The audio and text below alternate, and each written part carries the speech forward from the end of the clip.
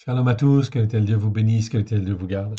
Bienvenue donc à cette cinquième vidéo sur le mot Hamas. Ok, donc on va regarder les versets qui concernent en fait cette journée. Remettons ces quelques instants à l'Éternel, notre Dieu, notre Père, si vous le voulez bien. Père très saint, nous te rendons grâce dans le précieux nom de Yeshua, ton Fils bien-aimé. Merci Seigneur, car tu nous as rachetés par le sang de l'agneau afin que nous puissions être à toi, à la gloire de ton saint nom. Forme-nous, façonne-nous, sonde nos cœurs, sonde nos reins, vois s'il y a des ténèbres dans nos cœurs. Oui, Seigneur, et éclaire de ta lumière par la puissance de ton Saint-Esprit au travers de Yeshua, ton Fils bien-aimé, que notre cœur soit inondé de ta lumière, de ta vérité, à la gloire de ton saint nom. Oui, c'est toi qui nous prépares, oui, au temps à venir, étends ta main bienfaisante, afin que nous puissions être les témoins que toi tu veux, à la gloire de ton saint nom. Merci Seigneur pour cet enseignement que tu nous donnes aujourd'hui. Amen. Bienvenue donc à tous. On va donc aller donc en fait ici le texte qui nous concerne. Nous étions arrivés donc à Psaume 58, verset 3 ou 2 dans certaines versions. Loin de là dans le cœur, vous consommez les iniquités qui poussent à la perversité dans le pays. C'est la violence de vos mains que vous placez dans la balance. Alors le mot que nous voyons, c'est le mot en fait ici violence. On va donc en fait en revoir la définition pour bien la mettre dans notre tête, ok, et bien la comprendre, oui bien sûr. Donc je l'agrandis en fait ici, voilà, vous l'avez en fait ici, donc je l'agrandis en fait encore un petit peu pour que ce soit bien lisible pour tout le monde, pour tous ceux qui le veulent. Ok. Donc le mot ramasse, comme vous le voyez en fait ici, donc ramasse, comme ce que vous entendez en fait aujourd'hui, en fait dans l'actualité, bien sûr, c'est le même mot, c'est le ramasse. Le ramasse, c'est la violence, tout simplement, en fait, en résumé. C'est la barbarie, c'est en fait le terrorisme, etc. C'est tout ce qui en fait touche à la violence en fait elle-même, dans le sens hébraïque du terme. Donc le mot Hamas, ça s'écrit donc en hébreu avec un ret, un mem et un samer. Ça existe 60 fois dans 59 versets. C'est un nom masculin, en fait, en hébreu. Numéro Strong 02 555, violence principalement. Ok. La première fois où l'on trouve ce mot-là, c'est Genèse 6, 11, où il est écrit « Car ils ont rempli la terre de violence ». Ils ont rempli la terre de violence. C'était juste avant Noé, oui bien sûr. C'est-à-dire que les hommes et les femmes n'écoutaient pas. Adam, en fin de compte, avait reçu la parole de Dieu, oui bien sûr, ok. Et il a été en fait chassé du jardin d'Éden, oui bien sûr, mais la parole de Dieu, on la connaissait depuis le départ, oui bien sûr.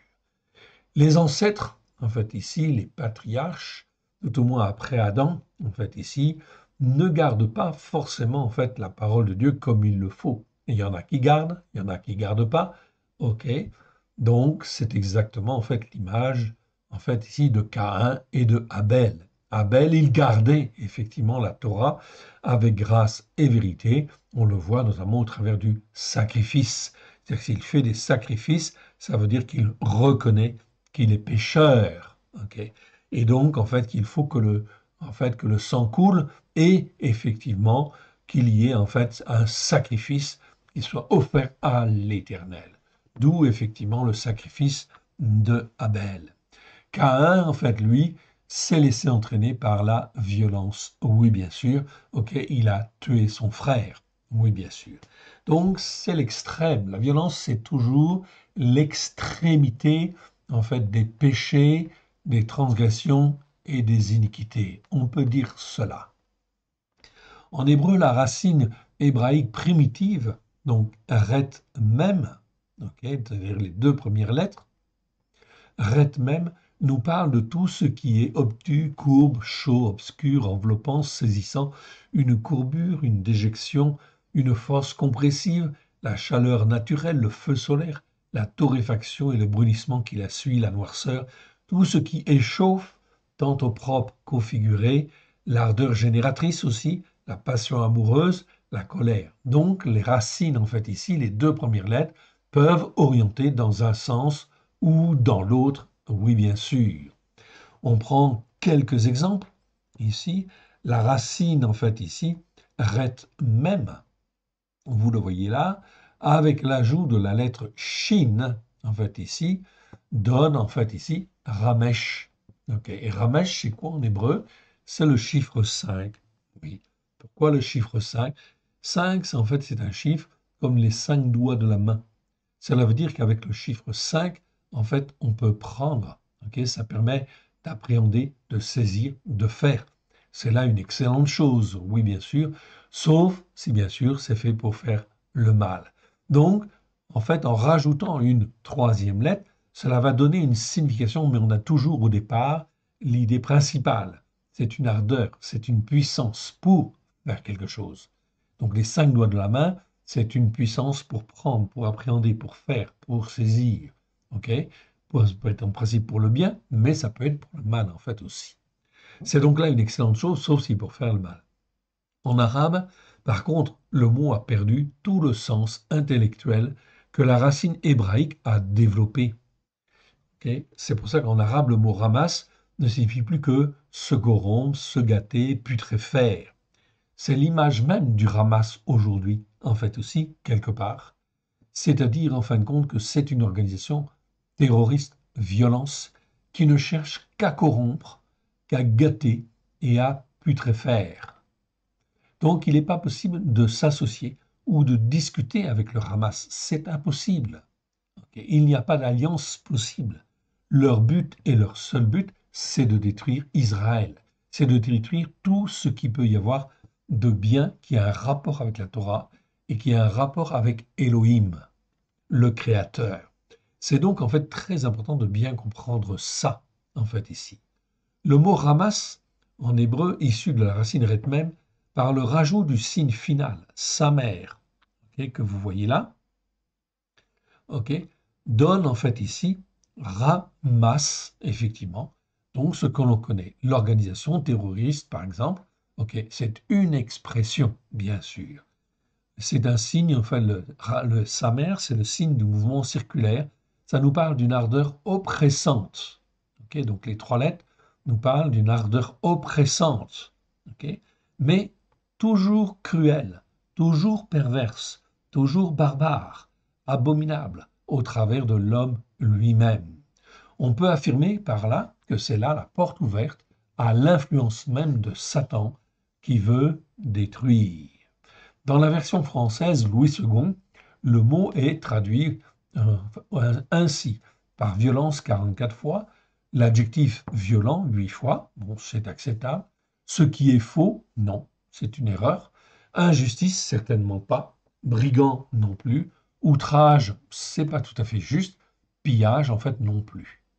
Donc ici, nous avons donc en fait ici 60 fois le mot Hamas dans 59 versets et ces vidéos visent en fin de compte à faire le tour pour bien comprendre et avoir en fin un jugement juste devant l'Éternel, évidemment. Donc c'est ce qu'on va voir. Nous sommes arrivés ici donc dans le psaume 58 au verset 3. Ok, je reviens en fait ici au verset 3. Mais pour bien comprendre en fait le contexte, on va lire en fait ici tout le psaume et on va le commenter, car il y a beaucoup de choses en fin de compte à dire en fait ici. Alors le verset 2 nous dit: Est-ce donc en vain, est-ce donc en taisant, en vous taisant, que vous rendez la justice? Tzedek, c'est le mot justice, là c'est bien traduit. Est-ce ainsi que vous jugez avec droiture, fils de descendants d'Adam? Ah, ok. Ici, je rappelle, on dit en fait ici descendant d'Adam, parce que en fait en hébreu, le mot c'est Adam. Je vous l'ai montré, je vous le remontre. Ce mot-là existe 551 fois dans 526 versets. Okay. Je rappelle que en fait vous avez 4 mots en fait en hébreu qui souvent sont traduits en fait par homme. Adam, en fait ici, ok, qui est en fait ici, bien sûr, le descendant d'Adam. Cela concerne tous les hommes de la terre, qu'ils soient juifs, non juifs, chinois, russe, anglais, français, africain, latino-américain, etc. Peu importe. En fait, ici, ça concerne tous les hommes. Et la Bible est très claire. Dans les prophètes notamment, nous voyons qu'il est bien dit, en fin de compte, que la Torah a été donnée par Dieu pour tous les Adams, tous les descendants d'Adam, pas seulement les Juifs, non, toutes les nations. Ainsi, en fait, ici, toutes les nations sont responsables, en fait, ici, quelque part, en fait, d'écouter ou de ne pas écouter, de mépriser, d'ignorer, etc. Bien sûr, la responsabilité des hommes sur la terre est de faire connaître la parole de Dieu à tous les hommes de la terre, ce qui, manifestement, n'a pas été fait correctement. Alors, 2000 ans après que Yeshua soit venu, que pensez-vous qu'il va arriver, mon frère, ma sœur? Ne pensez-vous pas un instant que l'Éternel puisse être en colère, bien évidemment, alors que tout est accompli depuis 2000 ans? Les choses sont claires. Donc, ce que l'Éternel Dieu va faire, et il le dit dans les Écritures, ce n'est pas sa colère qui va effectivement s'exprimer, c'est l'ardeur consumante de sa colère, c'est sa fureur qui va effectivement se répandre. Pourquoi? Tout simplement à cause de la désobéissance des hommes, de tous les responsables qui n'ont pas voulu écouter, qui n'ont pas voulu plier le genou, qui n'ont pas voulu, en fin de compte, enseigner la parole de Dieu comme, en fait, ici, l'Éternel Dieu l'avait voulu et l'avait révélé depuis 2000 ans avec grâce et vérité au travers de Yeshua Mashiach et ses disciples. Donc, vous imaginez bien que ça ne va pas se passer d'une manière, en fait, ici, très simple. Donc, nous sommes là pour avertir, oui, bien sûr, de ce qui va arriver. Et ce qui va arriver n'est pas simplement, en fin de compte, des petits conflits. C'est quelque chose, en fin de compte, où on voit l'expression de la colère de l'Éternel, de sa fureur, de l'ardeur consumante de sa colère.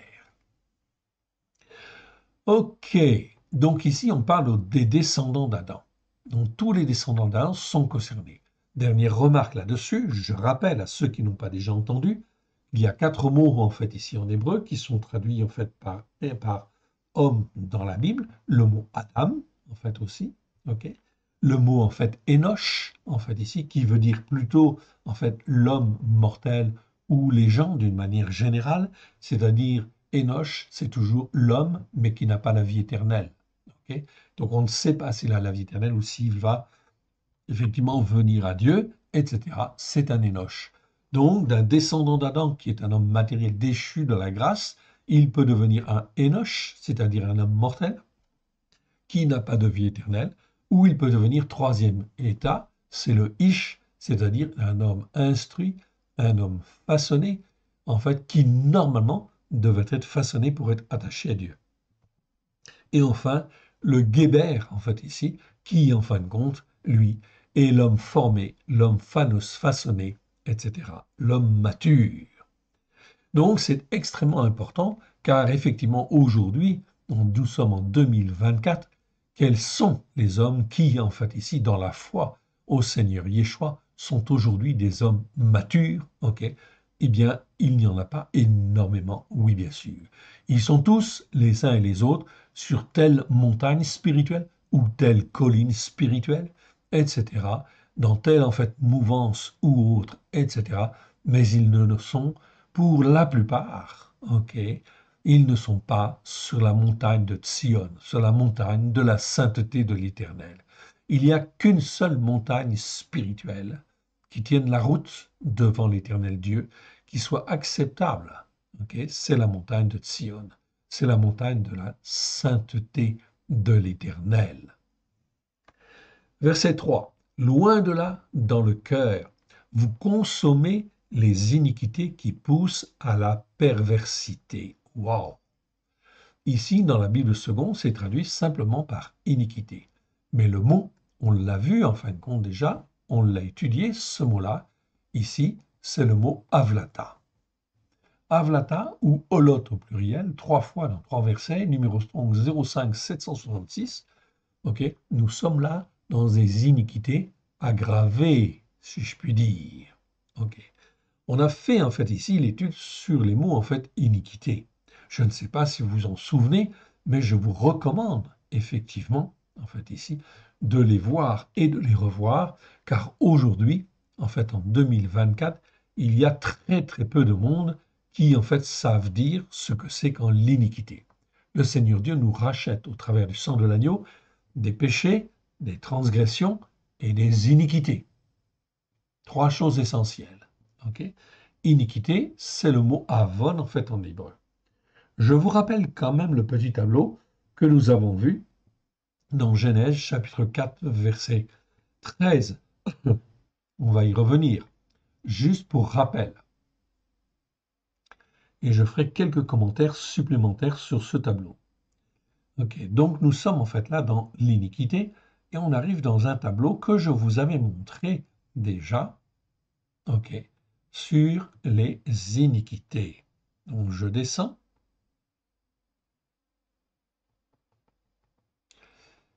Donc on peut dire ici, c'est un tableau, vous pouvez en fait en faire des copies d'écran si vous le voulez. Ok, il s'améliore en fait ici, toujours, en fait ici. Ok. Dans le temps, nous rajoutons effectivement ou nous modifions certaines choses de manière à améliorer. Nous suivons en fait ce que l'Esprit en fait Saint nous dit afin d'être plus pertinent. Ok. Quelle que soit la dégradation spirituelle qui s'installe, s'il n'y a pas de prise de conscience ou une attitude de repentance, elle évolue systématiquement et fait tomber la victime dans l'injustice à veine en fait en hébreu. La dégradation spirituelle s'ancre dans l'âme de plus en plus jusqu'à conduire l'âme de celui qui est dans la voie, qui en est la proie, inévitablement vers le néant où le feu de la géhenne l'attend. Ici, sur la droite, en fait, ici, vous avez le mot iniquité. C'est le mot avon. Ok. Qu'on en a vu, qui existe 230 fois dans, en fin de compte, 213 versets. Nous avons vu toutes ces vidéos. Vous pouvez en fait les revoir sur le site. Je ne reviens pas dans le détail. Nous avons une correspondance effectivement avec la Brit Hadasha, le Nouveau Testament, que les nations appellent le Nouveau Testament, et c'est le mot anomia. Il faut toujours traduire par iniquité. Le mot avon doit toujours être traduit par iniquité aussi. Sinon, en fait ici, ça entraîne la confusion et l'incompréhension dans la tête des croyants. C'est pour ça qu'aujourd'hui, si vous posez en fait la question, ok, à une dizaine de personnes, faites le test. Okay. Je suis sûr et quasiment sûr que personne n'aura la bonne réponse. Donc, cela veut dire quoi? Cela veut dire que la responsabilité en revient à tous les pasteurs, à tous les prêtres, à tous les responsables qui n'ont pas enseigné les Écritures comme il convenait. Donc, la responsabilité en incombe bien sûr à ceux à qui l'Éternel a donné l'autorité d'enseigner. Donc, vous comprenez bien que ça va poser problème, et ça va poser de graves problèmes. De l'anomia, en fait, ici, ok, en grec, donc en hébreu, c'est avon, ok, en grec, c'est anomia, ok, donc on a une correspondance exacte entre les deux, entre le grec et l'hébreu, et l'adjectif, c'est anomos.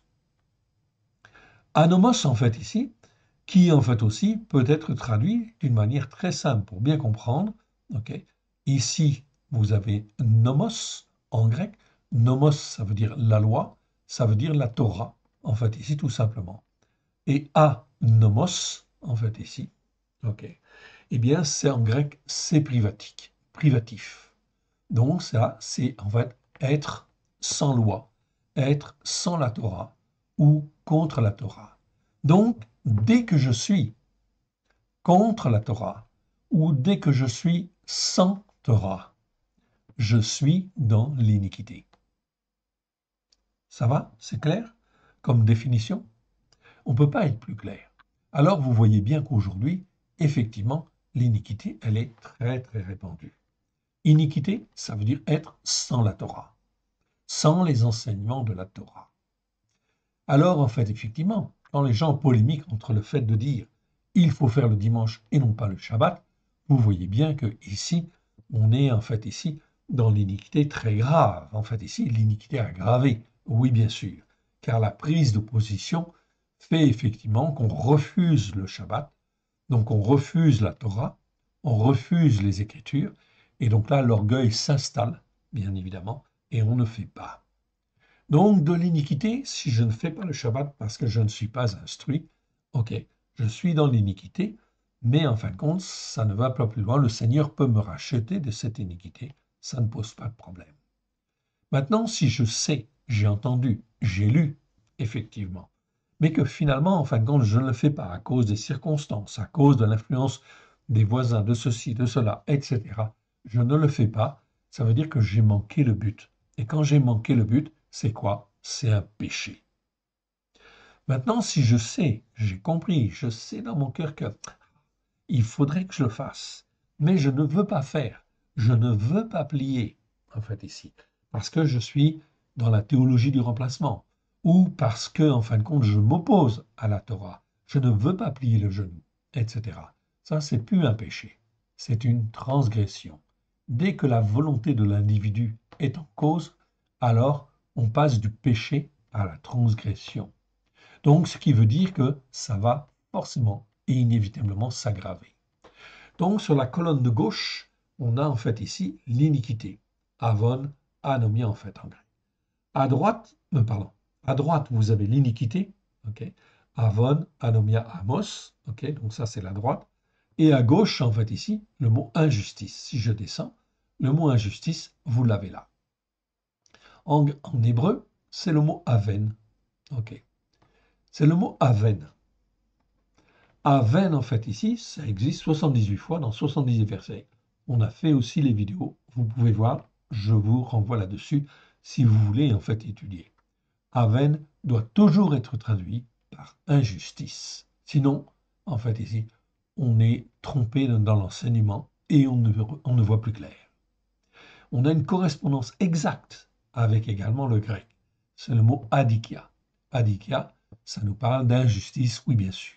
Donc, aven en hébreu et adikia en fait en grec, c'est la même chose.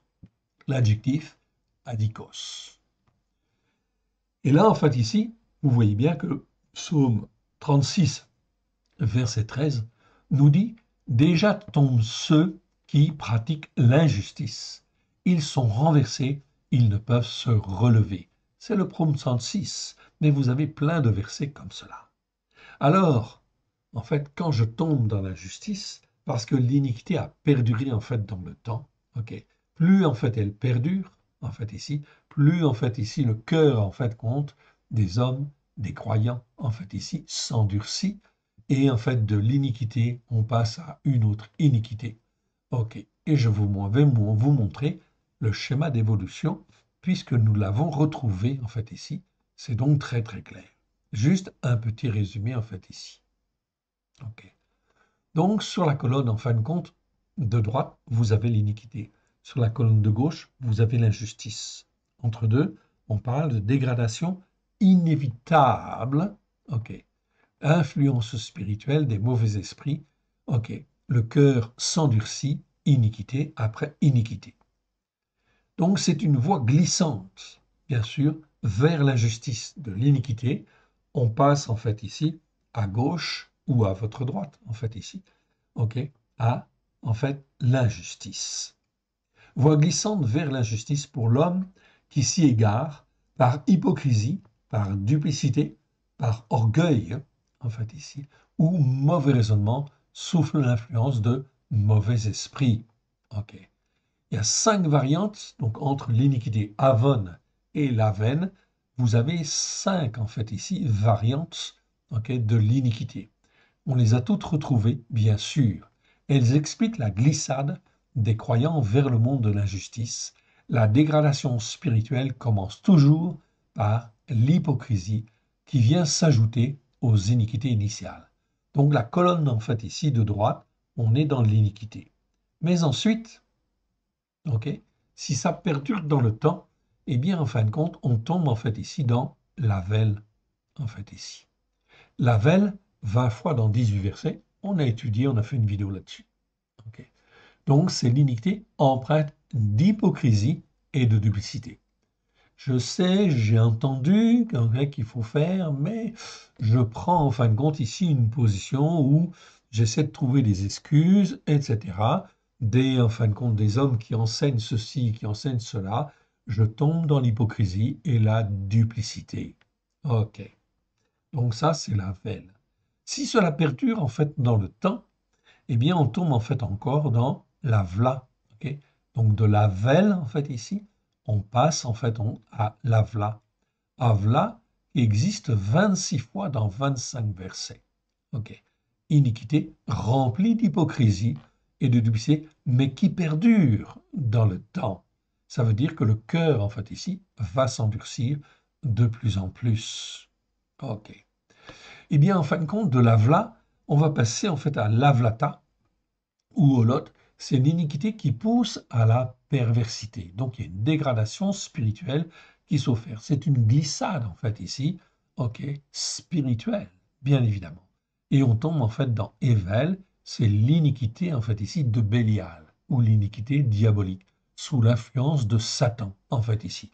Ce mot-là, Ével, n'existe qu'une seule fois, et c'est l'iniquité, justement, de Satan, de Bélial. Satan qui était en fait un ange de lumière. En fait ici, Dieu l'avait créé en fait ici dans les lieux célestes et l'avait pourvu de toutes sortes en fin de compte de dons, pardon. Et effectivement, en fait, il s'est pris en fait d'orgueil et l'iniquité, l'ével a été trouvé chez lui en fait ici. Donc l'Éternel Dieu, c'est donc bien une iniquité diabolique. Et lorsqu'il y a cette iniquité diabolique, eh bien, en fin de compte, on chute et on tombe. Et on tombe, en fin de compte, dans la veine, en fait, ici. OK. Aven, qui est le mot injustice. Et Yeshua est venu, OK, pour, en fait, ici, un jugement entre les justes et les injustes. Ceux qui sont considérés comme justes et ceux qui sont considérés comme injustes. Il n'y a pas de milieu, en fait, ici. Donc, on est soit dans un camp, soit dans l'autre. Maintenant, lorsque je suis dans l'iniquité,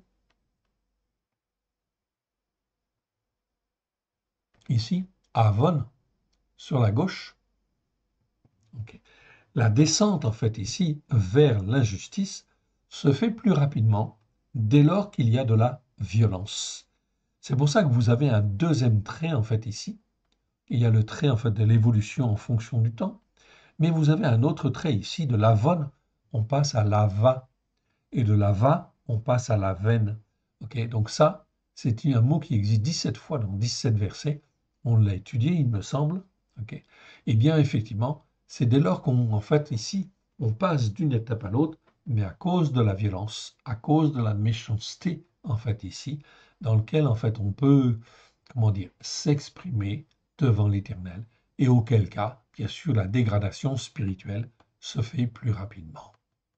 Voilà pourquoi donc ici dans le psaume en fait ici 58, ok, je reviens donc au psaume 58, 58 verset 3, ok, donc là on défile, ok, 58 verset 3, ok, on nous parle en fait ici justement de Avlata, Avlata qui est une iniquité qui pousse à la perversité. Donc c'est une aggravation en fin de compte de l'iniquité. Il ne faut pas traduire ce mot-là simplement par iniquité comme avon. Ce n'est pas le mot avon, c'est le mot avlata en fait ici que nous avons. Et donc automatiquement, on est dans des iniquités qui poussent à la perversité. Dans le pays, c'est la violence. Donc l'accumulation de ces péchés, de ces transgressions, de ces iniquités entraîne inévitablement une montée de la violence, une montée en fait du ramasse, en fait ici quelque part. Donc la violence, elle peut s'exprimer de différentes manières. C'est pas seulement le ramasse. Le ramasse, c'est le terrorisme qui va s'accroître dans tous nos pays, oui bien sûr. Ok, ça c'est une certitude en fait ici. Ok. Mais au-delà de cette violence, il y a d'autres violences, oui, bien sûr.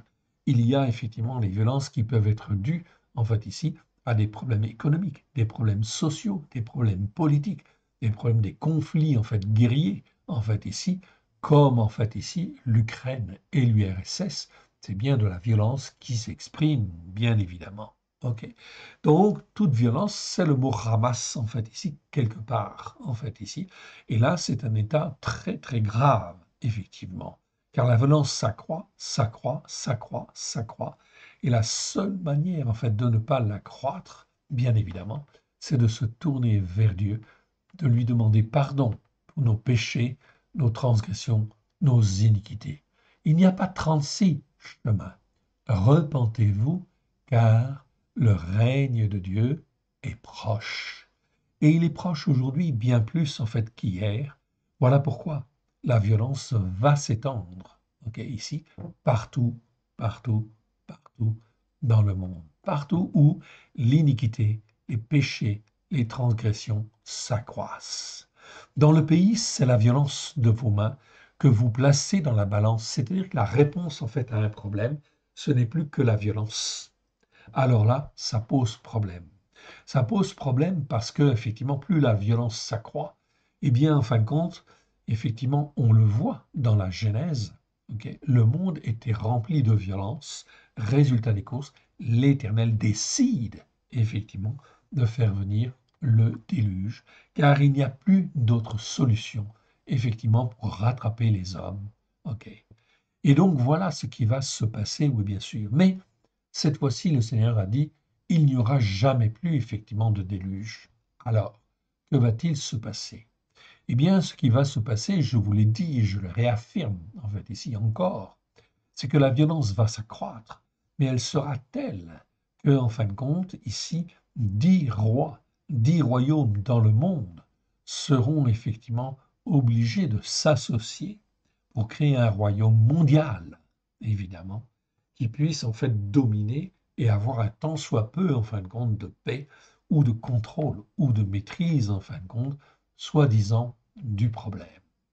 Mais la réponse, en fait, n'est pas là, car c'est la réponse des hommes, ok, qui ne veulent pas écouter, en fait, Dieu pour plier le genou.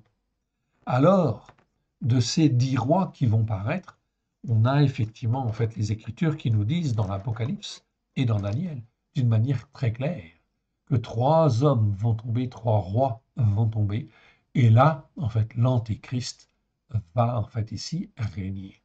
Et l'Antéchrist, il est appelé en fait ici, comment on appelle, le anomos dans en fait ici Thessaloniciens. Voilà pourquoi c'est le centaura anomos. Rappelez-vous ce que je vous ai dit tout à l'heure. A, c'est privatif. Nomos, ça veut dire Torah, effectivement en grec. Résultat des courses, c'est un centaura que les hommes de la terre auront pour chef parce qu'ils n'ont pas voulu écouter les enseignements de la Torah. Voilà pourquoi, mon frère, ma sœur, toi qui m'écoutes et qui m'entends, ok, secoue-toi et reviens, bien sûr, à l'Éternel. Écoute et mets en pratique les enseignements de la Torah avec grâce et vérité, afin, en fait, ici, dans les temps qui viennent, que tu puisses être un témoin, en fait, ici, de l'Éternel, comme l'Éternel le veut, dans le but de sauver le plus de personnes possible, car l'Éternel Dieu dit dans Ézéchiel chapitre 33 qu'il ne veut même pas la mort du méchant. Ce qu'il veut, c'est qu'il se repente et qu'il revienne à l'Éternel. Mais si toi, mon frère, ma sœur, tu ne t'éloignes pas, en fait, ici, que la Torah est la vérité, ça va poser, en fait, un problème. Et un problème grave, car tu n'auras pas accompli la volonté, en fait, de l'Éternel, qui ne veut simplement que tu témoignes, en fait, ici, que la Torah est la vérité, au travers de Yeshua Mashiach, c'est-à-dire avec grâce et vérité. Que tu fasses le Shabbat pour dire que non, ce n'est pas le dimanche, que l'Éternel Dieu a donné en fait aux hommes. Le jour du repos, c'est le 7e jour. C'est donc extrêmement important, en fait, ici, ce qui est en train de se passer. Voilà pourquoi l'Éternel Dieu suscite des hommes à droite et à gauche, afin qu'ils puissent être, dans les temps qui viennent, des témoins de sa vérité. Voilà pourquoi l'année spirituelle, en fait, ici, vient de commencer. Nous sommes aujourd'hui le 28 mars. Ok, l'année spirituelle nouvelle a commencé, en fait, hier. L'année messianique, selon le calendrier du roi David, eh bien, effectivement, a commencé en fait hier. Alors, cette année, mon frère, ma sœur, ne manque pas les événements, mais ne manque pas de témoigner de la vérité autour de toi, car l'Éternel Dieu va secouer et va secouer dur. Verset 4. Les méchants sont pervertis dès le sein maternel, ceux qui disent des faussetés s'égarent dès la sortie du ventre de leur mère. Les méchants, en fait, ici. Le mot méchant, on ne l'a pas étudié, en fait, encore. On n'a pas eu le temps, ok, mais on le fera. C'est trop important. Ce mot, en fin de compte, méchant, en fait, ici, j'en ai déjà un petit peu parlé, c'est le mot rachat. Rachat, c'est un adjectif. Il existe 263 fois sur 249 versets. C'est un adjectif, numéro strong 07 563. Ok. Ça veut dire méchant. Ok. Donc méchant, on le comprend très bien. Au sens propre, ok, c'est le même sens qu'en français. C'est la différence entre le méchant et le gentil. Très bien. Ça, c'est le sens propre, en fait, ici. Mais en hébreu, le mot méchant a un autre sens. Un sens au figuré qui veut dire celui qui n'écoute pas et qui ne met pas en pratique. Qui a entendu, ok, qui sait que Dieu a dit cela, mais qui ne le fait pas. Donc, il y a quelque part de l'orgueil. Ici, il ne veut pas plier le genou. Ok. Eh bien, cela veut dire que d'un point de vue, en fait, spirituel, il est considéré comme un méchant. Donc, tous les croyants, en fin de compte, même de Yeshua, qui ont été rachetés par le sang de l'agneau, et qui sont dans la théologie du remplacement, l'Éternel Dieu leur dit, repentez-vous, car je n'ai jamais institué le dimanche comme jour de repos. Je n'ai jamais institué les Pâques chrétiennes comme étant la Pâque, en fait ici, de l'Éternel. Je n'ai jamais institué, en fait ici, Noël, mais en fait ici, vous avez effectivement la fête de Hanouka, qui n'est pas une fête, bien sûr, de l'Éternel, mais qui est la fête de la lumière, qui célèbre la lumière de Yeshua, bien sûr, qui est venu au monde. Alors, mon frère, ma sœur, qui veux-tu écouter? Ok. Est-ce que tu veux te comporter comme un méchant ou continuer à te comporter comme un méchant? Eh bien, effectivement, c'est à toi de choisir. Il n'y a pas 36 solutions. Donc ici, la notion de méchant est très importante. Je ne vous donne pas tous les versets, mais on le fera. Ok, un jour prochain, quand Dieu le permettra. En fait, ici, on fera l'enseignement sur effectivement le mot méchant. C'est vraiment trop important et vous verrez que ce que je vous dis là est incontestable. C'est conforme en fait à l'écriture. Donc, mon frère, ma soeur, comment te comportes-tu aujourd'hui? Ici, il est dit, les méchants ici sont pervertis. Ok. Pervertis, en fait, ici, c'est très bien, en fait, ici. Ok. C'est une bonne traduction, ça donne le bon sens. Ils sont pervertis. C'est-à-dire qu'ils sont, en fait, ici, littéralement en hébreu, comme des étrangers hostiles. Ok. Ici, c'est le verbe zour qui apparaît. Je vous le montre. Ok. Petit h. Ok. Ici, je l'agrandis. Ok. Je vous le montre. Ok. Alors, on a grandi. Zour, très important. On n'a pas étudié encore ce mot-là. Hein. Ok. Zour existe 77 fois dans 77 fois dans 76 versets. Ici, il est conjugué au cal parfait. Ok.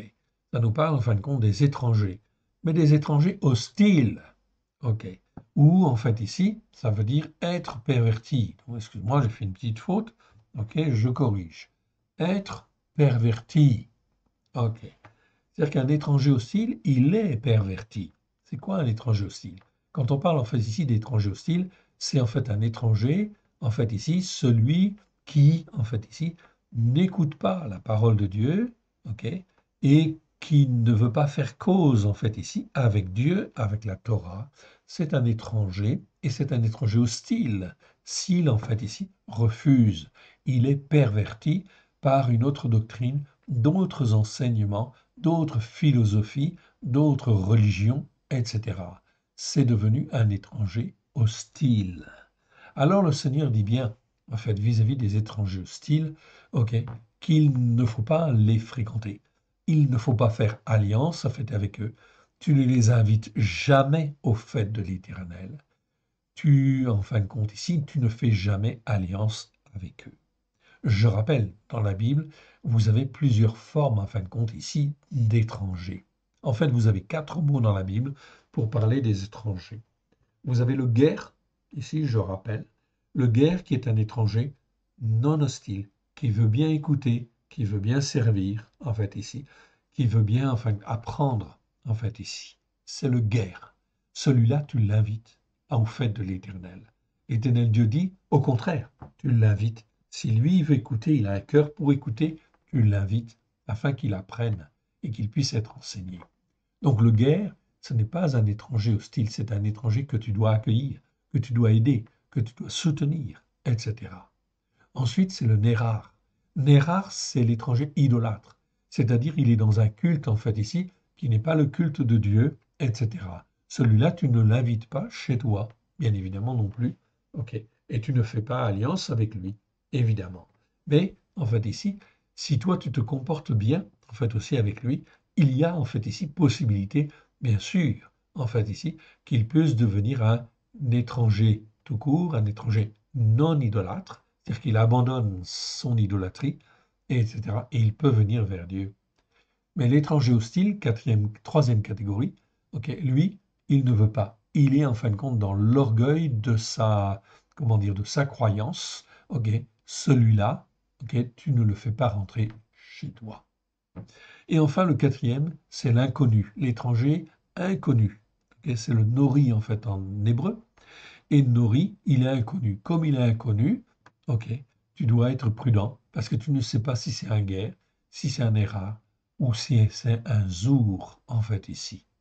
Donc, ces différenciations sont très, très importantes. Tout cela, c'est en référence à la parole, en fin de compte, de Dieu. Ok, par rapport à la Torah, oui, bien sûr. Donc, la référence, c'est toujours, toujours, toujours les Écritures. Donc les méchants sont pervertis ou sont comme des étrangers hostiles dès le sein maternel, dès le sein maternel, dès le départ. Pourquoi? Parce qu'ils sont enseignés dans une fausse doctrine, dans des faux enseignements, et ils vont rester en fin de compte comme cela. Oui, bien sûr. Ceux qui disent des faussetés, ok, s'égarent dès la sortie du ventre de leur mère, qui disent des faussetés. Oui, donc par ce qui sort de leur bouche, bien évidemment, ok, eh bien effectivement, cela va effectivement en fin de compte contribuer au fait qu'ils s'égarent. Verset 5. Ils ont un venin, pardon, réma en fait ici, réma qui est de la même racine que le mot ramas. Réma, en fait, ici, donc ça, c'est la violence. Et réma, en fait, ici, c'est la même racine, en fait, en hébreu. OK? Donc le venin, c'est comme, en fin de compte, une fureur, en fait, ici, qui consume, une fureur ardente. Ça pique, ça fait mal, ça fait mourir, en fait, aussi, quelque part. OK? Donc c'est la même racine, en fait, en hébreu. C'est un feu ardent, oui, mais pas pour du bien, en fait, ici. OK? C'est pas le feu du soleil qui peut faire la bonne chose. Donc le feu du soleil, ça peut donner des bonnes choses parce que ça peut faire venir, en fait, ici, OK, comment dire, la floraison, etc., toutes sortes de bonnes choses, évidemment, OK, mais ça peut aussi, en fait, donner le désert, OK. Donc, c'est cette, en fait, ici, ardeur, en fait, ici, dans la racine que l'on a là. Donc, dans la violence, vous avez une ardeur, en fait, ici, au terrorisme ou à la méchanceté, etc. Donc cette ardeur, il n'y a pas 36 solutions. Elle doit être éliminée. Ils ont un venin, en fait, ici, ok, un venin pareil au venin, en fin de compte, ici, d'un serpent, en fait, ici. Donc, je réduis, en fait, ici, mon texte, 2 secondes, ok, pour ne pas mettre trop de désordre, en fait, dans, ici, les écritures. Ok, ils ont un venin pareil au venin d'un serpent. Ici, d'un serpent venimeux. Donc, dans la seconde, on traduit par, en fait, ici, d'un aspic. C'est pas forcément un aspic. Dans les Bibles, en fait, juives, on dit d'un cobra. Ok, c'est pas forcément bon non plus, en fait, ici. En tout cas, c'est un serpent venimeux qui est sourd et ferme son oreille. Donc ici, c'est un serpent spécial, ici venimeux, qui est sourd, c'est-à-dire il n'entend rien. Ok, il ferme son oreille. Ok, qui n'entend pas la voix des enchanteurs, du magicien le plus habile. Or, effectivement, les cobras, vous le savez, en fait ici, eh bien, il y a en fait ici des gens qui sont spécialisés, je crois, du côté des Indes, en fait ici, qui, avec des flûtes, etc., font danser, en fait ici, les cobras, etc. Donc, ça veut dire que ces cobras-là ne sont pas sourds quelque part. Ici, ce serpent venimeux, c'est un serpent venimeux qui est sourd et qui ferme son oreille, donc qui ne veut pas entendre. C'est exactement en fait ici, comment dire, l'expression, et vous le voyez tous en fait ici sous les yeux, l'expression du ramas. C'est pour ça que le seul en fait ici, qui est le seul pays, le seul peuple qui peut combattre le Hamas, c'est Israël. Oui, bien sûr. Pourquoi? Parce qu'Israël est soutenu par l'Éternel Dieu d'une manière ou d'une autre. Donc c'est le seul capable, en fait ici, de combattre contre ce serpent venimeux, oui bien sûr, qui est sourd et qui ne veut rien entendre. Il n'a qu'une seule chose dans la tête et au plus profond de son cœur, détruire Israël. C'est ça, en fait, l'expression, en fait ici, du ramas, de la violence, en fait ici, de la violence sourde et aveugle. Ok, ils ferment son oreille. Ils ne veulent qu'une seule chose, la destruction d'Israël. J'insiste là-dessus, je ne fais pas de politique. J'essaie de vous montrer, l'Éternel est en train de nous montrer, ok, ce que c'est qu'en fait ici la violence, le ramasse. C'est cette violence-là qui va venir en fait dans nos pays, oui bien sûr. Dans en fait ici certains cas, ce sera le terrorisme, oui bien sûr. Ok, ok, le terrorisme qui est issu de l'islam, en fait l'islam dur, etc. Oui bien sûr, qui veut conquérir en fait le monde. Tout cela va malheureusement se réveiller. Mais ce n'est pas en fait la seule forme de violence qui va venir dans le monde. Quand en fait ici, la Russie menace l'Ukraine, c'est de la violence en fait aussi, bien sûr. Donc on est face en fait ici à des violences extrêmes, des violences qui sont comme le Hamas, c'est-à-dire en fait ici sourdes, qui ne veulent rien entendre, qui suivent leur voix. Verset 6, qui n'entend pas la voix des enchanteurs, du magicien le plus habile. Donc, en fait ici, ils continuent sur leur voie de destruction, etc. Tout cela mu en fin de compte ici par Satan, oui bien sûr, par Bélial, bien sûr, qui veut empêcher que les hommes écoutent Dieu, en fait ici, et mettent en pratique la Torah pour l'écouter et la mettre en pratique avec grâce et vérité. Donc le combat en fait qui vient, c'est pas un petit combat, c'est un combat spirituel en fait ici contre Satan. Oui, bien sûr. Et Dieu avait donné la Torah en fait ici pour que les hommes et les femmes puissent écouter et mettre en pratique et être gardés. Oui, bien sûr. OK? Et être gardés, on le verra bien sûr dans un certain nombre de versets. Vous allez voir. C'est pour ça que j'insiste et je passe un peu plus de temps sur ces passages, car en fait ici, c'est extrêmement, extrêmement important et fondamental. Verset 7. Elohim brise les dents de leur bouche, donc de tous ces gens qui sont empreints ici de violence de Hamas. Ici, au verset 7 ou 6 dans les versions des nations, Elohim brise les dents de leur bouche. L'Éternel arrache les mâchoires des jeunes lions. Ce n'est pas des lionceaux, hein, bien sûr. C'est képhir, en fait, en hébreu. C'est les jeunes lions, en fait, ici. Qu'ils se dissipent comme des eaux qui s'écoulent, qu'ils se lancent dans les traits, comme qu'ils ne lancent que des traits émoussés, qu'ils périssent en se fondant comme un limaçon sans voir le soleil, comme l'avorton, en fait, d'une femme. Avant que vos chaudières ne sentent l'épine verte et enflammée, un tourbillon les emportera. Donc l'Éternel promet en fait ici que si tu te repens, si tu écoutes et si tu mets en pratique, et si les hommes autour de toi écoutent et mettent en pratique et se repentent, à ce moment-là, l'Éternel Dieu, en fait ici, fera venir, en fait ici, ok, un vent brûlant, etc., ok, un tourbillon qui les emportera, qui emportera cette violence. Verset 11. Le juste sera dans la joie. Le juste, en fait, ici, ok, comme le mot méchant, c'est le mot tzaddik, en fait, ici, qui s'oppose. Donc, dans la Torah, les prophètes et les psaumes, on oppose toujours, en fait, ici, le juste au méchant. Méchant, celui qui ne veut pas écouter, en fait, ici la parole de Dieu. Le juste, c'est celui qui veut bien écouter, qui veut bien apprendre, en fait, ici, pour être comme Dieu. Le mot tzaddik, en fait, ici, on le traduit en français par juste, mais en fait, ici, on pourrait dire, c'est qui est comme Dieu, en fait, ici. OK? Être juste, c'est être comme Dieu.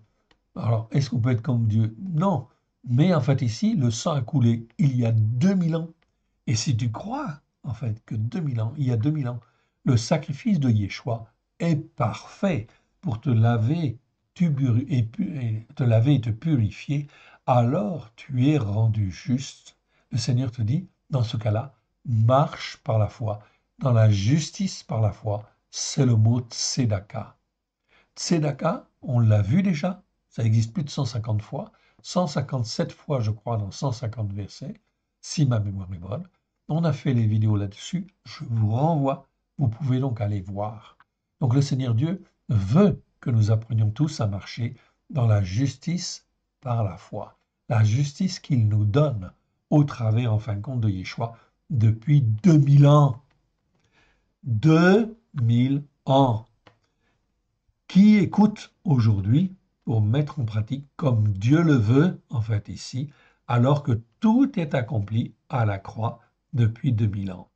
Le juste sera dans la joie, dit l'Éternel. Ok. À la vue, en fin de compte, ici, de la vengeance, je réduis en fait ici, pour pas mettre trop de désordre dans en fait ici ma Bible. Ok. Et ici, en fin de compte, on a effectivement un mot que l'on n'a pas étudié en fait encore. Ok. Ça veut dire à la vue de la vengeance. C'est le mot nakam, ça c'est effectivement en fin de compte très important. Vous avez nekema en fait aussi, vous avez le verbe. On n'a pas étudié encore ces mots-là. On les traduit en français par vengeance.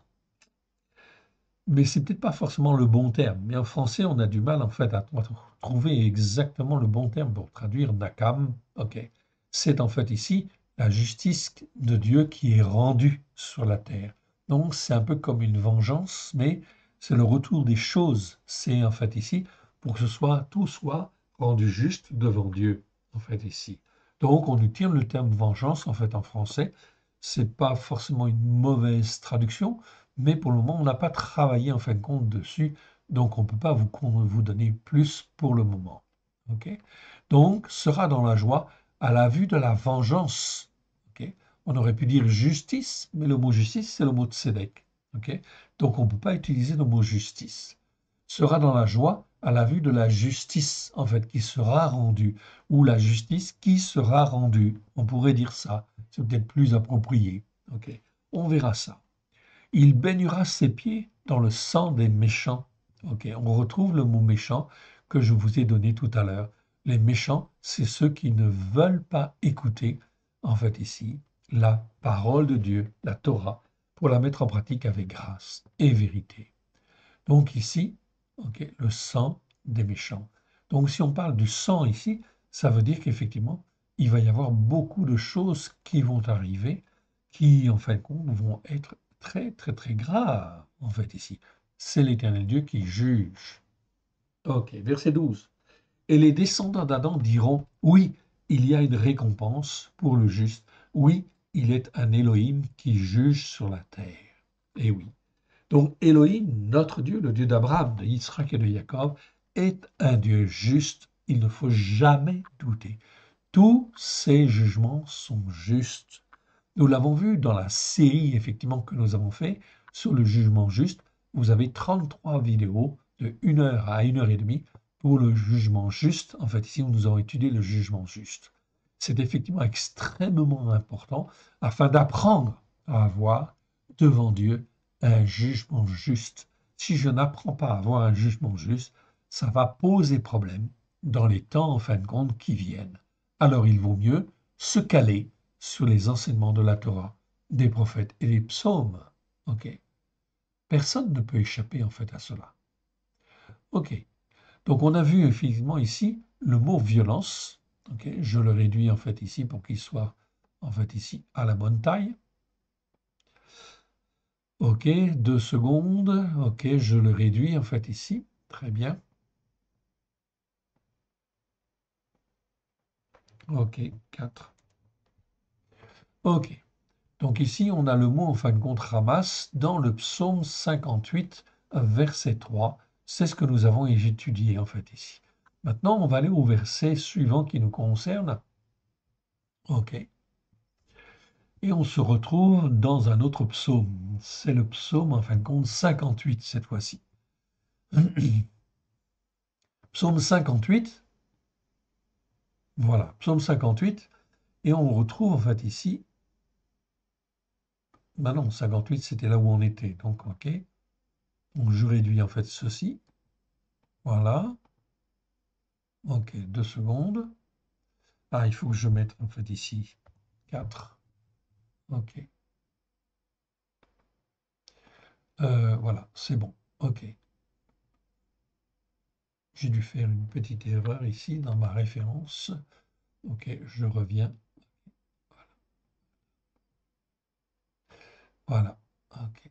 Ici, je reprends ça et je mets à la bonne taille, sinon je risque de me tromper. Voilà, c'est ça. Donc autant pour moi. Donc on revient ici et on va au verset suivant. On va étudier aussi un peu dans le détail. Donc psaume 58, c'est ce qu'on vient de faire. Et là, on arrive dans le psaume 72. 72 qui nous parle bien sûr du règne messianique, bien sûr, de Yeshua.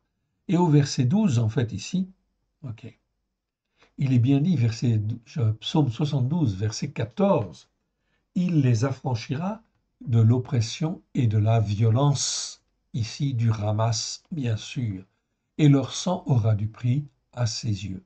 De qui parle-t-on en fait ici? Du Mashiach, oui, qui va venir. Mais celui qu'on attend, c'est pas en fin de compte celui que les chrétiens en fait attendent. Donc les chrétiens, ils attendent en fait un Messie qui en fin de compte va les enlever en fin de compte des épreuves en fait à venir. Kénéni, non. Ok. Donc les seigneurs sondent les cœurs, sondent les reins. Et il va faire venir tout un certain nombre de calamités, de malheurs, de ceci, de cela, de violences, pour éprouver les uns, éprouver les autres, pour savoir si les uns et les autres veulent se repentir et revenir à la Torah, aux enseignements de la Torah, avec grâce et vérité. Nous sommes là, en réalité. OK. Donc ce psaume est un psaume de Salomon. OK. Psaume de Salomon. Et on va lire déjà du verset, en fait ici, 1 à 4. Élohim donne tes jugements au roi et ta justice par la foi au fils du roi. Il jugera ton peuple avec justice et tes malheureux avec un jugement juste. Oui, bien sûr.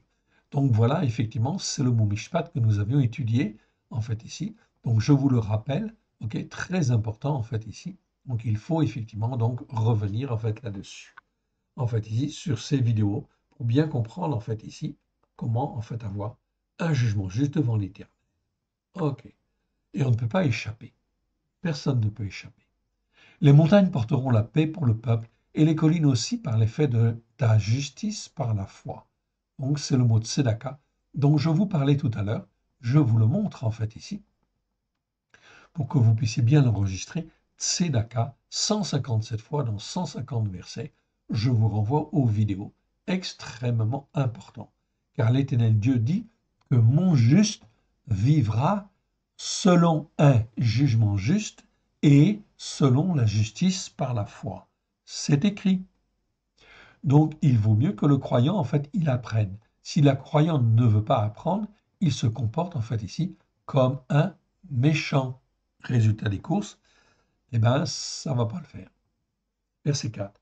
Il fera droit aux malheureux du peuple, il sauvera les enfants du nécessiteux et il écrasera celui qui opprime, l'oppresseur.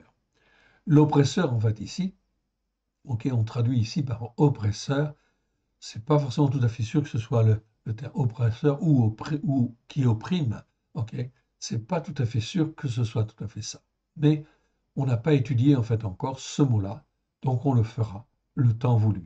C'est le verbe en fait ici, à chaque, ok, qui existe 37 fois dans 35 versets. Vous voyez, nous avons du travail devant nous. Voilà pourquoi il faut effectivement, en fin de compte ici, approfondir les Écritures et être prêt. On te craindra tant que subsistera le soleil, tant que paraîtra la lune de génération en génération. Il sera comme une pluie qui tombe sur un terrain fauché, comme des ondées qui arrosent la campagne. Ok? Cela veut dire quoi? Beaucoup de détresse, beaucoup de problèmes économiques, des situations en fin de compte où on ne trouve plus en fin de compte ceci ou cela dans les magasins, dans en fin de compte ici les grands magasins, etc. Et en fin de compte, l'Éternel veut, en fin de compte, que Yeshua soit comme une pluie qui tombe sur un terrain fauché. Pourquoi? Parce que les hommes, depuis 2000 ans, n'ont pas voulu écouter et mettre en pratique. Voilà pourquoi l'Éternel Dieu prépare les temps à venir qui vont être difficiles, très difficiles. Il sera comme une pluie qui tombe sur un terrain fauché, comme des ondées qui arrosent la campagne. En ces jours, ok, en ces jours. Okay. Le juste fleurira et la paix sera grande jusqu'à ce qu'il n'y ait plus de lune. Donc le juste fleurira. Donc là, d'où très important, on n'a pas étudié en fait encore, je rappelle, le mot tzaddik, être juste. Qu'est-ce que ça veut dire? On étudiera en fait ce mot-là. Rassurez-vous, il est trop important, on les étudiera. Les mots méchants, les mots tzaddik, on les étudiera plus en détail. Je ne vous promets pas qu'on fera tous les versets, parce qu'il y en a quand même pas mal, mais en réalité, on va en fait ici plonger les yeux dedans. Ok, c'est une certitude. Il dominera d'une mer à l'autre et du fleuve aux extrémités de la terre. On va donc passer sur ces versets. Et on va continuer avec le verset 11, 11 à 14. Donc 11 à 14 nous dit, tous les rois se prosterneront devant lui, toutes les nations le serviront. Voilà ce que l'Éternel Dieu veut faire. Okay? Et il va faire. Mais dans un premier temps, il y a dégradation spirituelle. Iniquité sur iniquité, les cœurs s'endurcissent et vont dans l'injustice, jusqu'à, en fin de compte ici, à ce que la situation soit tellement catastrophique partout dans le monde que les royaumes s'unissent alors qu'ils n'ont pas envie de s'unir. Okay? Il n'y en a plus un qui va dominer l'autre, mais les 10 plus grands, les plus solides en fin de compte de la terre, vont s'unir, effectivement. Et effectivement, donc celui qui deviendra le maître de ce royaume mondial de 10 cornes, okay, qui est décrit dans Daniel et dans l'Apocalypse, je ne reviens pas dessus, je vous renvoie en fin de compte aux vidéos que nous avons faites sur le sujet. Et effectivement, donc là, l'Antichrist, c'est bien l'anomos qui viendra régner, bien évidemment. Ok. Il les affranchira de l'oppression, de la violence. Ok. Il les affranchira, pardon, à partir du verset 11. Tous les rois se prosterneront devant lui, toutes les nations le serviront, car il délivrera le nécessiteux. Ok, c'est mieux que pauvre. C'est-à-dire celui qui a besoin, qui n'a rien, mais qui cherche, en fait, ici, qui crie. Donc, ce n'est pas n'importe quel nécessiteux. C'est le nécessiteux qui crie en fait à l'Éternel. Ok. Et ici, le malheureux qui n'a point d'aide, en fait, ici, quelque part, et qui aurait en fait voulu avoir de l'aide. Il aura pitié du pauvre et du nécessiteux, et il sauvera la vie des nécessiteux. Verset 14. Il les affranchira de l'oppression et de la violence, et leur sang aura du prix à ses yeux. Donc, c'est très important de bien comprendre cela. En fait, ici, il les affranchira de la violence. Ok. Donc, la violence va venir, oui, bien sûr. Donc, quel que soit l'endroit où vous êtes, ce n'est pas la peine de fuir dans un autre pays, ok. Mais quel que soit l'endroit où vous êtes, vous devez écouter et mettre en pratique avec grâce et vérité. C'est donc très important. On continue et on arrive dans le psaume 73. 73, verset 6. Aussi l'orgueil leur sert de collier, la violence est le vêtement qui les enveloppe. Ok. Donc on va reprendre à partir du verset 1. Donc je suis dans le psaume 73, en fait, ici. 73, et on descend. Psaume d'Azaph, etc. Ok. Oui, Elohim est bon pour Israël, pour ceux qui ont un cœur pur au plus profond d'eux-mêmes. Donc ici, c'est le mot en fin de compte, levav, ok, ou levav, comme vous voulez. On peut prononcer levav ou levav. Ok, c'est existe 252 fois dans 230 versets, j'en ai déjà parlé, mais on n'a pas étudié dans le détail. C'est le cœur, ok. Mais c'est pas comme lève, lève ou lève. Lève ou lève, c'est le cœur en fait ici, et ça a le même sens en français qu'en hébreu. Là, on a une correspondance parfaite. Mais levav, c'est en fait ici le cœur au plus profond de lui-même, dans son intimité. Ok, donc ici on dit pour ceux qui ont un cœur, ok, pur, au plus profond d'eux-mêmes, c'est-à-dire qui s'attachent à l'Éternel Dieu. Donc on ne triche pas avec Dieu. Ok, ça c'est clair. Donc au plus profond d'eux-mêmes. Et ça vous le voyez, vous l'entendez en fait systématiquement. Si les gens disent, par exemple, ok, il faut faire le dimanche, mais il ne faut pas faire le Shabbat, etc. Cela veut dire que leur cœur au plus profond d'eux-mêmes, ok, est empreint, même s'ils parlent de Christ, ok, du sang qui lave, qui purifie, qui sanctifie, etc. Au fond d'eux-mêmes, au plus profond d'eux-mêmes, ils sont contre les Juifs, ils sont contre la Torah. Résultat des courses, il y a un problème. Oui. Et c'est l'Éternel Dieu qui, effectivement, sonde les cœurs, sonde les reins, et qui fait, en fin de compte, s'ils persévèrent dans leur mauvaise voie, dans leur manière de penser, ils vont tomber, en fin de compte, par leur iniquité, leur péché et leur transgression. Sachant que l'Éternel Dieu ne veut même pas la mort du méchant, ce qu'il veut, c'est effectivement quand l'Éternel Dieu lui laisse encore la vie, c'est qu'il se repent pourvu qu'il y ait des hommes et des femmes qui puissent être les témoins de l'Éternel pour sauver le méchant que l'Éternel Dieu ne veut pas voir mourir, car il a sondé son cœur au plus profond de lui-même. Il sait que cet homme-là, même ce méchant-là, eh bien, il peut revenir à l'Éternel s'il y a des témoins, en fait, ici, qui témoignent pour lui. Verset 2. Toutefois mon pied allait fléchir, mes pas étaient sur le point de glisser, car je portais envie aux insensés, en voyant les méchants être dans une paix pleine et entière. Rien ne les tourmente jusqu'à leur mort, et leur corps est chargé dans mon poing. Et oui, c'est pas toujours facile, effectivement. Ils n'ont aucune part aux souffrances des hommes mortels. Ok, donc ici on trouve le mot en fait homme mortel. Ok, c'est le mot Enoch en fait ici que nous avons, c'est-à-dire les hommes qui en fait ici n'ont pas la vie éternelle. Ok, ok, mais en fait en réalité ce sont des hommes mortels, c'est des hommes qui n'ont pas la vie éternelle en fait ici quelque part. Donc la Bible est très claire en fait là-dessus. C'est des Enoch. Ok, on revient effectivement donc à notre écriture. Ok. Donc des hommes mortels, ils ne sont point frappés comme le reste des descendants d'Adam, Et là, je retrouve en fait encore le mot, en fin de compte ici, descendant d'Adam. Nous les avons différenciés en fait ici. Quand c'est Enoch, nous traduisons par homme mortel la plupart du temps, ou par gens, les gens. Quand c'est en fait Adam, on va toujours traduire par descendant d'Adam. Dans la tradition juive, on ne fait pas la différence. Dans la tradition chrétienne, alors là, eh bien, on est complètement largué, effectivement. Aucun enseignement n'est correct de ce côté-là. Ok, comme le reste des descendants d'Adam. Verset 6. Aussi l'orgueil leur sert de collier, la violence est le vêtement qui les enveloppe. Donc ils vont effectivement pratiquer de plus en plus de choses qui ont un rapport avec la violence. Ce n'est pas forcément une violence physique. Okay.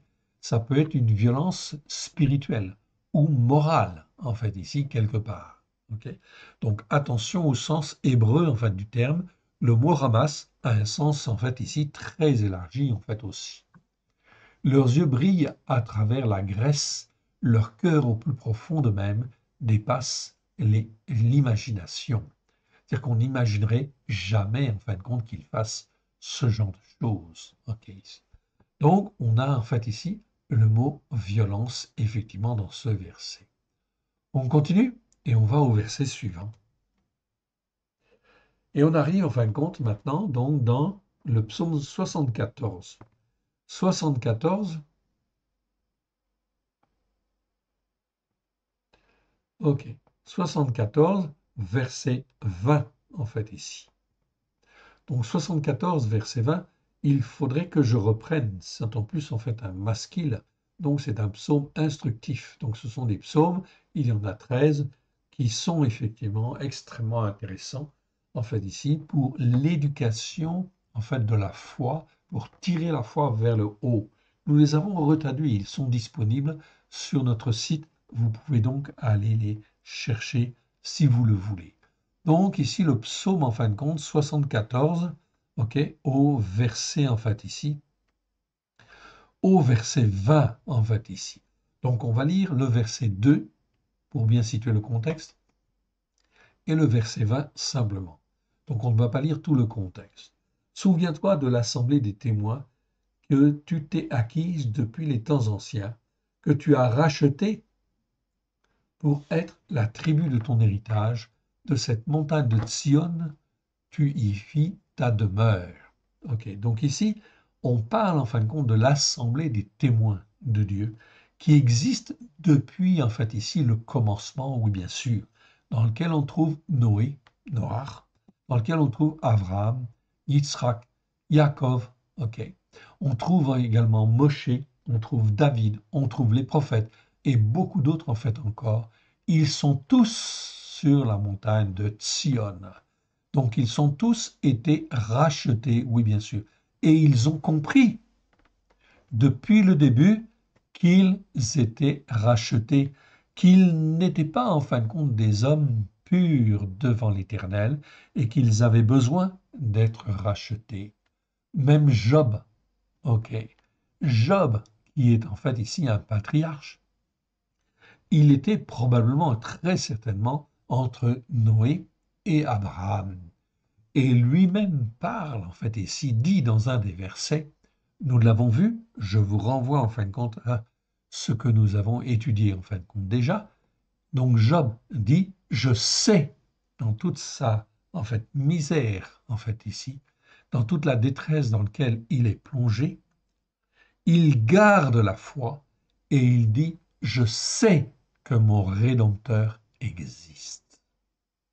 Et il croit que l'Éternel Dieu va le sauver. Donc il croit au rachat, oui bien sûr, au rachat de l'âme. Même chose pour Abraham, Yitzhak, Yaakov, David, Moshe, Salomon, les prophètes. Tous croyaient dans le rachat que l'Éternel Dieu allait accomplir dans en fait les siècles à venir. Accomplir au travers de Yeshua. Oui, bien sûr.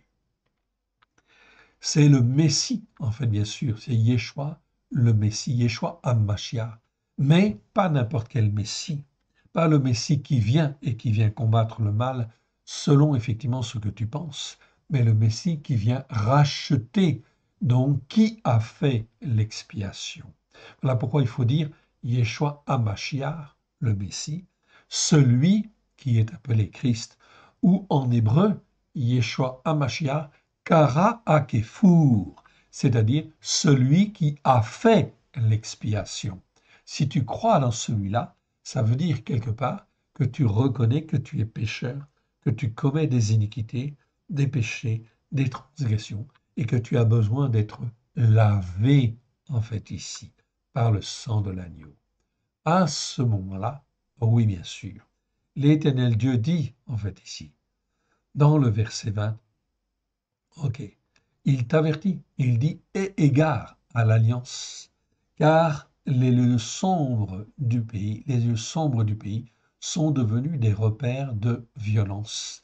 C'est-à-dire les lieux sombres, les lieux en fait où il y a des ténèbres, ça veut dire quoi les lieux sombres?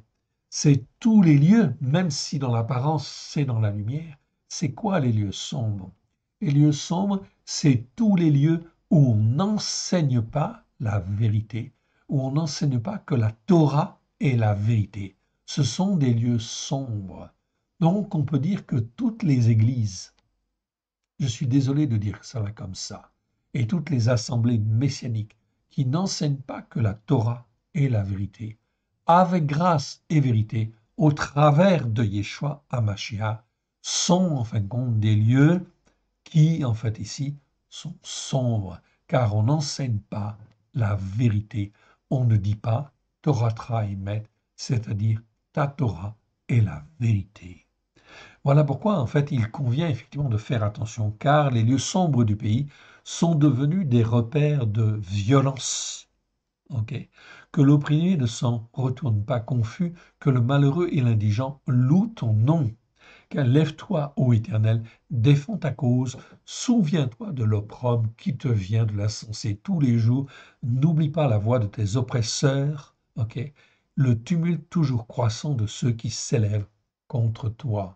Voilà pourquoi il faut bien comprendre les temps, en fait, ici dans lesquels nous vivons.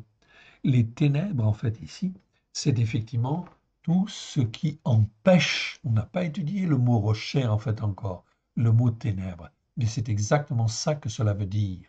Cela veut dire que dans le cœur des hommes et des femmes, eh bien, en fin de compte, ils sont aveuglés, ils ne voient pas la vérité à cause des péchés, des transgressions et des iniquités.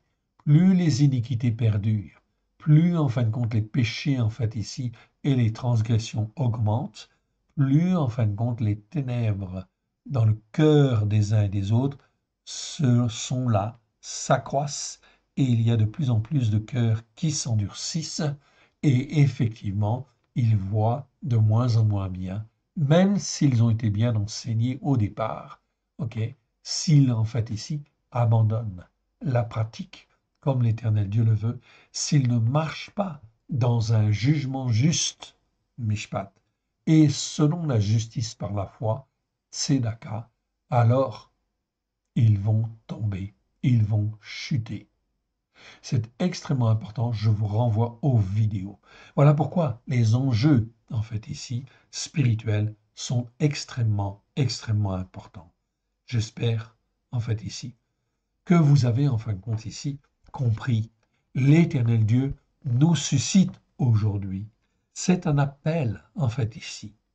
Mon frère, ma sœur, l'Éternel dit, réveille-toi, reviens à l'Éternel, repens-toi des péchés, des transgressions, des iniquités qui ont pu être les tiennes, même depuis que tu as donné ton cœur et ta vie à Yeshua. Est-ce que tu es dans l'obéissance? Est-ce que tu es dans la soumission? Est-ce que tu es dans un jugement juste? Et est-ce que tu marches selon la justice par la foi? Alors, reviens à l'Éternel. Écoute et mets en pratique avec un cœur sincère. Remettons ces quelques instants à l'Éternel, notre Dieu, notre Père, si vous le voulez bien. Père très saint, merci pour ta parole que tu nous as donnée aujourd'hui. Que ce qui n'est pas de toi dans le nom d'Yeshua s'en aille dans les lieux arides. Que ce qui est loin, que ce qui est de toi soit loin de grâce et de vérité au travers de Yeshua, ton Fils bien-aimé. et que cela puisse trouver dans chacun de nos cœurs un terrain favorable à la gloire de ton Saint-Nom.